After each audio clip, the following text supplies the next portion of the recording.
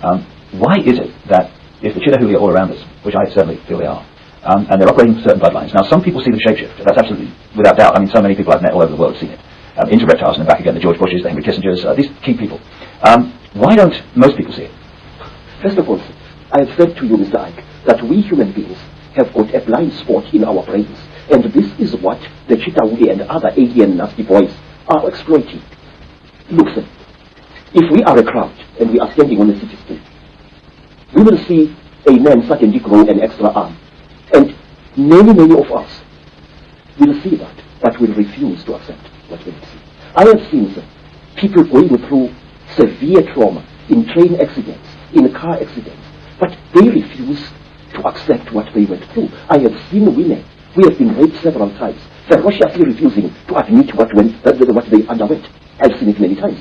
And these alien creatures know our weakness. They know that very often we human beings tend to censor what we see. If you are an educated professor and you see a spook, your educated mind will refuse to accept what it is saying. You will reject it and throw it to the back burner of your brain, and it will stay there. Hundreds of us see very strange things every day, but we refuse to accept what we see. So, one of the things that a trainee Sangoma has got to learn, it is the ability to see. If I am standing here and looking at that bush over there, and I see something odd there, I must know what I'm seeing. But wait, sir, there is something else. Something very important, which I and many other thinkers in Africa have found. Mr. Ike, whenever you talk about such things, people call you paranoid. But no, you are really more sane than they really are. Say, there are certain vaccination things that are done to our children which rob them of the ability of seeing spiritual entities. Believe me, I can prove this.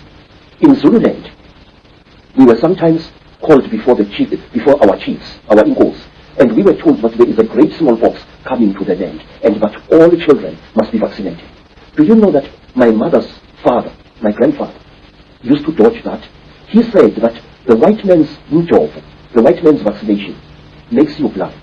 And if you are to look after my cattle, you must not go to the trading store to get your vaccination. But wait, the school inspectors used to come into the land and check each child for signs of vaccination or lack of it. Now, do you know what we used to do, Mr. David? Our grandmothers used to give us great pain in order to save our spiritual eyes. They used to heat grains of maize, and then they would heat this grain of maize, and using a piece of wood as tweezers, place it firmly against the skin of the child. So when the school inspector came, he saw these blisters and assumed that the child had been vaccinated, but in fact it had not. And this was done to us many times.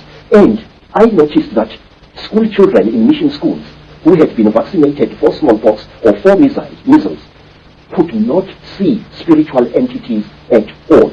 A nono, that is a flying saucer, a sputek, would fly through the sky at great speed and be seen by many men and women. But the child who had been vaccinated would see nothing. And I noticed this hundreds of times. What you just said about the vaccines and their effect, shutting us down spiritually and multidimensionally, is fantastic, given that no matter what your background, creed, culture, parents on every inch of the planet almost are being pressurized to have their children vaccinated more and more. And to summarize what you've been saying, and indeed it's so much in line with what I've come to the conclusion about as well, an extraterrestrial race, reptilian race, disconnected us from our true magnificent senses. In a long ancient world, they've been manipulating us ever since, and the more the time has passed, the less we've realized this is going on. And now we're at a point where we are in a prison without bars, a massive prison, and we don't even know we're in prison, we don't even know the jailers are. Indeed, when the jailers are exposed, people just laugh and ridicule and all that stuff. So we're in an unbelievable situation. If we're in a jail, we deny we're in. And there are jailers we deny exist, and we call it freedom. Yes, sir. Yes. You know, Mr. David, one of the reasons why I've joined forces with you is because I have serious reason to believe, and I will repeat these words until somebody shuts my mouth in death. I have serious reason to believe that on this planet, things are coming to a head, and our invisible jailers are going to fight tooth and nail to prevent this. So, our people say that the blackest night often heralds the brightest dawn.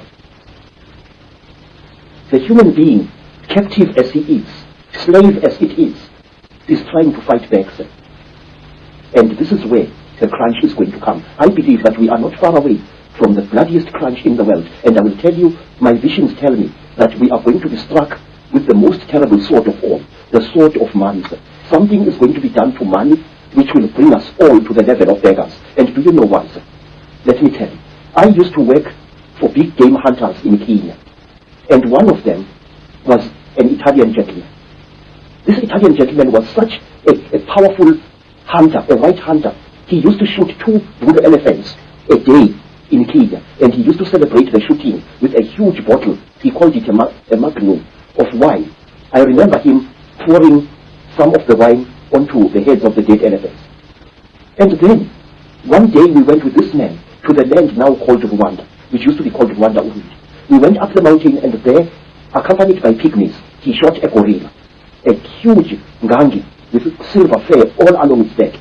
And the great beast died so bravely that this Italian hunter started weeping like a woman. He fired us, told us that the job is finished, and he never hunted again. So, what I'm trying to tell you is this, that something inside us human beings is beginning to fight back against the Chitauri. Something inside us human beings is beginning to say no, and the Chitauri are going to drag us all right into hell itself in order to restore their power over us. Let me show you.